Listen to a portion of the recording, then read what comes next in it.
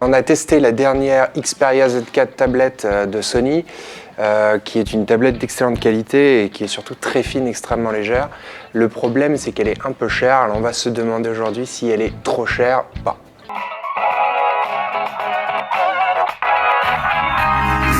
Sur le plan technique, la tablette n'est pas vraiment chère puisqu'elle apporte à peu près tous les composants au top du secteur actuellement.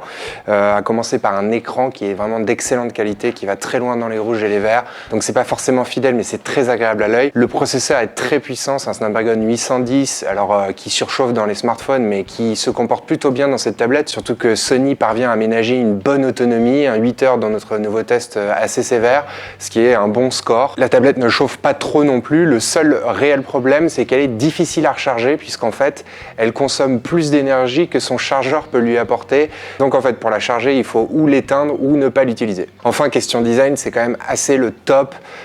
Pour une tablette comme ça, elle est plus fine que l'iPad. Elle est beaucoup plus légère que l'iPad. Elle fait moins de 400 grammes, ce qui est assez excellent pour une tablette 10 pouces. On peut la tenir dans ce sens-là sans qu'elle pèse trop sur les doigts.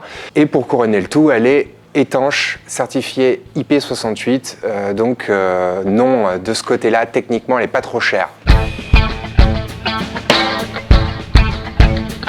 Cette tablette était censée être vendue à partir de 550 € dans sa version Wi-Fi, ce qui était un prix assez acceptable pour une tablette haut de gamme de cette qualité. Le seul problème, c'est qu'avec la danse euro-dollar, elle est désormais à 599 €, la version 4G est à 699 €. Et dans ces circonstances, oui, on peut commencer à la trouver un peu chère. Deuxième chose, c'est le clavier optionnel qui est vendu à part, mais qui est très pratique, qui permet à la tablette de se transformer en véritable petit ordinateur portable, alors sous Android, hein, évidemment.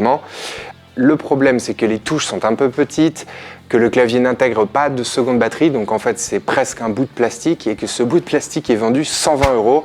Et là, oui, effectivement, c'est beaucoup trop cher.